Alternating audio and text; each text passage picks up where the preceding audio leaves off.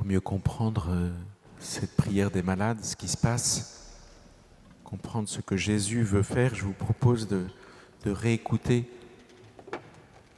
un passage de l'évangile de Marc au chapitre 1. Jésus a choisi 4 disciples, il passe au bord de la mer, il leur dit « Suis-moi ». Et puis après, il va enseigner à la synagogue. Il y a un homme avec un esprit impur, il chasse l'esprit impur. Et en sortant de la synagogue, voici ce qui se passe. Aussitôt sortis de la synagogue, ils allèrent avec Jacques et Jean dans la maison de Simon et André. Or, la belle-mère de Simon était au lit, elle avait de la fièvre. Aussitôt, on parla à Jésus de la malade. Jésus s'approcha, la saisit par la main et la fit lever. La fièvre la quitta et elle les servait. C'est donc la première guérison en tant que telle de Jésus. Il vient de passer à la synagogue, il a enseigné et il va chez Pierre. Et ça, c'est un premier élément qui est important pour nous. Vous êtes venus, malgré les grèves, avec un trajet compliqué dans cette église. Et pourtant, il s'agit aussi de se dire, est-ce que je vais accueillir Dieu chez moi ? Comment est-ce que je vais accueillir Dieu chez moi ? Pierre pêchait dans le lac, et puis Jésus lui dit, viens et suis-moi.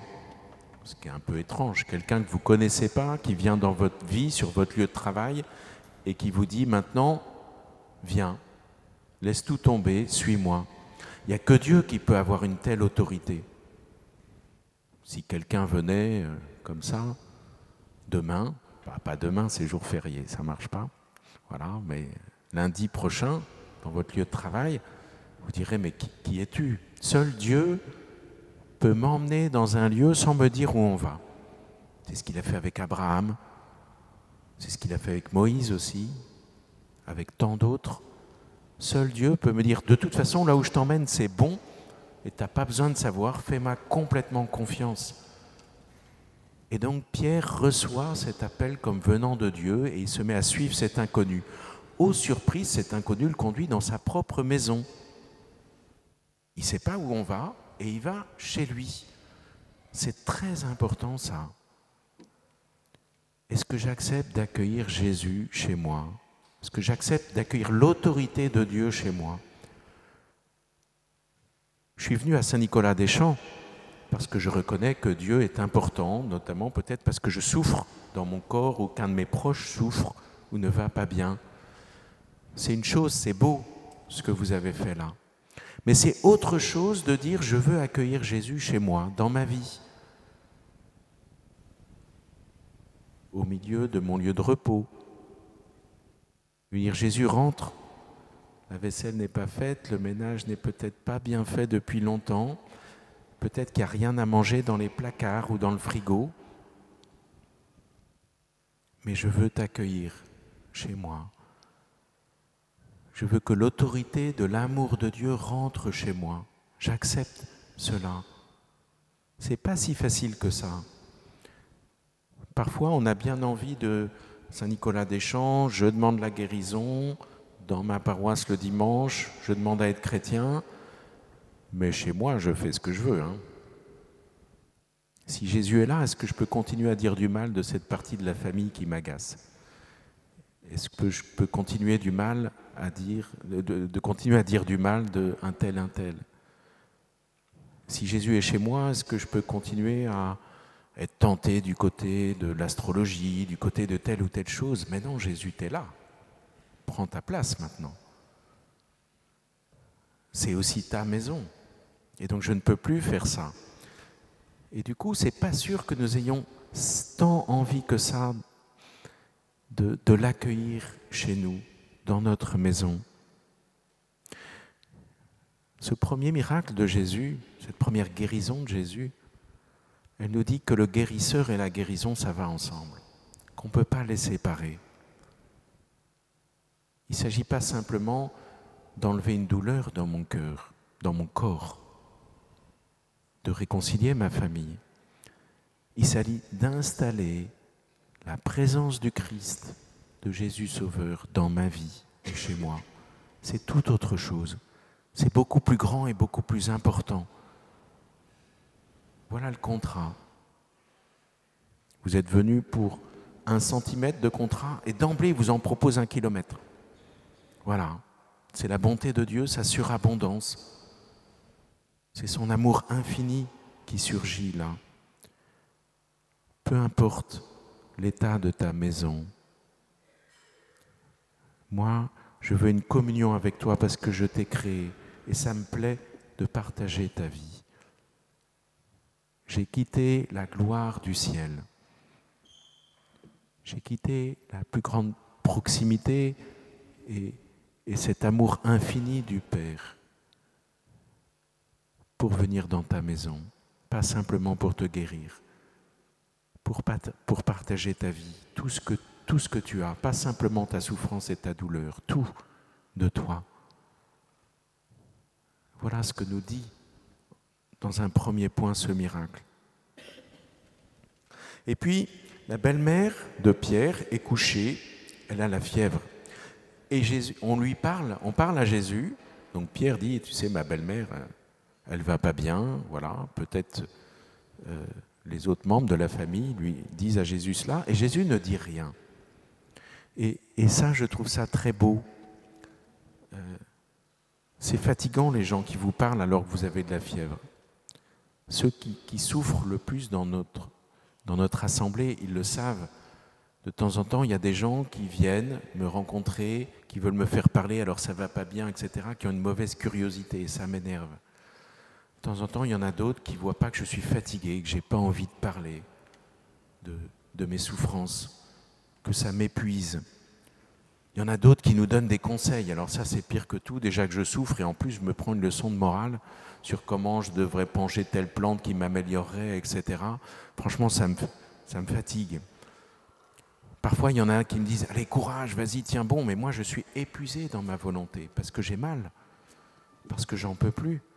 Et même un bon courage m'énerve ou m'épuise. Jésus ne fait rien de tout cela, il se tait. À la synagogue, il prêchait. Il enseignait sur la parole de Dieu, sur qui est Dieu, etc. Devant le malade, il se tait. Il se tait, il ne fait pas de grands discours. Et c'est beau de dire Dieu se tait. Souvent, comme prêtre, je rencontre des gens qui disent mais Dieu ne me répond pas, il se tait, qui est-il alors que moi j'ai mal? Eh bien, heureusement qu'il se tait et qu'il ne me fait pas une grande leçon de morale. Ça serait insupportable. Ça serait insupportable. Non, il se tait, mais il est là. Il se tait et il veut être à mes côtés. Il veut respecter ce que je vis, cette souffrance, et il rentre dans une vraie compassion. Et ça, il le manifeste, et c'est une troisième beauté qu'on a à voir dans ce texte, en prenant la main de cette belle-mère. Le Verbe s'est fait chair, il ne s'est pas fait bavardage. Et l'amour divin se fait chair pour venir tenir la main de cette personne qui souffre, la prendre par la main. J'espère que chacun d'entre nous, soit comme malade, soit comme bien portant auprès d'un malade, on a pu vivre ce moment-là, ce moment où on se tait, où on prend la main de l'autre, par amour pour lui. Parfois, c'est une main pleine d'arthrose qu'il faut prendre avec une très grande douceur. Parfois, c'est une main d'une personne qui s'alimente tellement peu que la peau est translucide et qu'on sent que si on serre trop fort, on va faire mal ou l'abîmer ou la casser, tellement la personne est âgée, fatiguée. Combien il faut de la douceur pour cela. Jamais on n'a vu un animal prendre la patte d'un autre animal pour manifester « tu souffres, je suis à tes côtés ». Il y a un animal qui souffre, ça on l'a vu. Les autres, ils passent à côté, complètement indifférents. Seuls les hommes sont capables de se taire l'un à côté de l'autre et de se prendre la main. Je veux être là, à côté de toi. Je vois ta souffrance et je ne peux pas rester indifférent devant elle. Combien c'est important cela. Combien, moi j'ai découvert cela dans les maisons de retraite, avec les personnes qui n'entendent plus, ne voient plus. Mais toujours elles réagissent quand on leur prend la main. Je me souviens de cette femme qui semblait dormir. J'essaye de lui parler 5 minutes. On m'avait demandé de passer dans cette chambre. Et je me dis, bon, là, elle répond plus. Elle est dans son monde. Alors je me mets à lire Je lui dis, Madame, je vais poser ma main à côté de votre main. Puis je me mets à lire mon bréviaire à côté. Et au bout de 5 minutes, en silence, et au bout de 5 minutes, je sens une main qui rejoint la mienne. Avec sa grande vieillesse, il lui fallait du temps, simplement, mais elle avait parfaitement entendu. Et j'entends une voix qui dit « Mon Seigneur est venu jusqu'à moi ». Elle avait très bien compris que j'étais prêtre, que je n'avais aucun intérêt, moi, mais que c'était Dieu qui voulait venir à côté d'elle. Combien c'est bouleversant de voir une personne qui se prostitue, abîmée dans son corps, notamment par les hommes, et qui ose tendre la main et rentrer dans un contact qui est infiniment respectueux de l'un et de l'autre. Combien c'était beau en pleine nuit, cette manière de se saluer avec un grand respect, une grande douceur. Combien ça guérit l'un et l'autre. Quel beau moment j'ai pu découvrir de cet amour de Dieu qui saisit la main de la belle-mère de Pierre dans toutes ses mains prises. Il y a aussi cette personne asiatique qui ne dit pas son nom, qui ne parle presque jamais, dans le quartier de Saint-Sulpice. 6 mois d'aller le voir tous les jours, de lui parler le plus doucement possible pour qu'il s'habitue à la voix, parce qu'il ne voit plus grand-chose, pour qu'à un moment donné, il accepte qu'on se tende la main mutuellement. Et cette main extrêmement sale d'une personne qui n'a plus aucune hygiène est redevenue une main humaine, parce que maintenant on se serre la main quand on se voit. Voilà ce qu'a fait Jésus, voilà ce que veut faire Jésus. Il est corps, il s'est incarné pour cela, et c'est pas simplement il y a 2000 ans dans la maison de Pierre, c'est ici, dans cette maison, qu'il est corps livré, qu'il est venu là. Ce n'est plus une main tendue, c'est ce pain consacré à la messe qui est là pour être proche et pour nous toucher. Le Saint-Sacrement, ce pain consacré qui est corps livré pour nous et qui va passer parmi nous.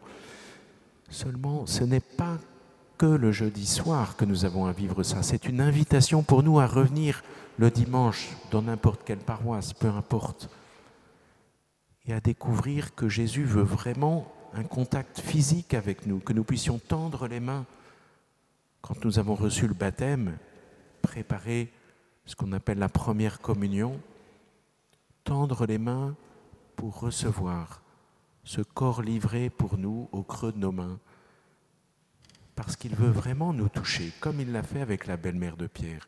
Il veut vraiment venir dans cette main-là.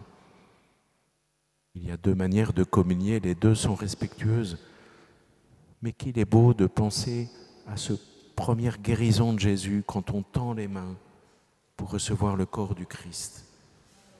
Seigneur, à travers tout ce que je vis de souffrant, dans ma famille, dans ma vie, dans mon travail, dans mon corps, dans mon psychisme, tu veux venir me prendre la main.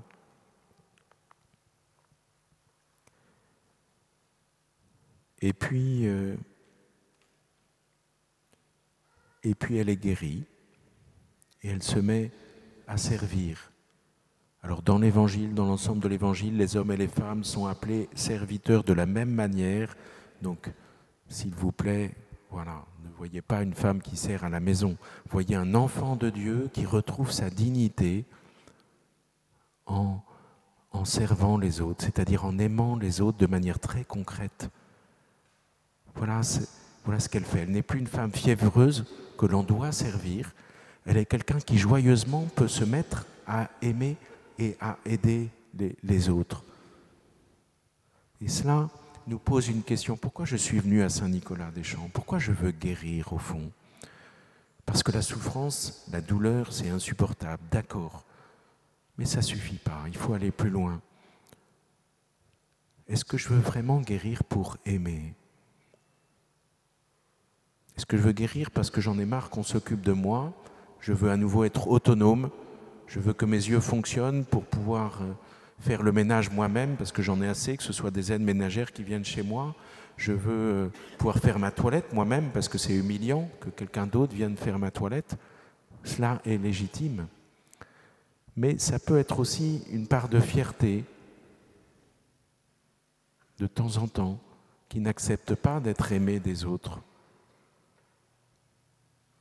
Est-ce que je veux guérir, la guérison dans ma famille, pour aimer, pour servir Dieu dans la louange, pour servir mes frères, en les aimant avec mes mains, avec tout ce que je suis. Voilà ce que nous indiquent ces quelques versets de l'Évangile. Mais ce n'est pas une histoire passée, c'est ce que nous sommes invités à vivre à cette prière de Saint Nicolas des Champs. Accueillir Jésus, non pas simplement à la synagogue, mais dans ma maison. Accepter son silence devant ma souffrance parce qu'il veut d'abord être présent à mes côtés. Le laisser me prendre la main et rentrer dans son contact de corps à corps avec l'Eucharistie. Et enfin, dire, si tu me guéris, Seigneur, c'est pour que je puisse aimer de ton amour infiniment plus en servant mes frères, en servant ta gloire. Amen.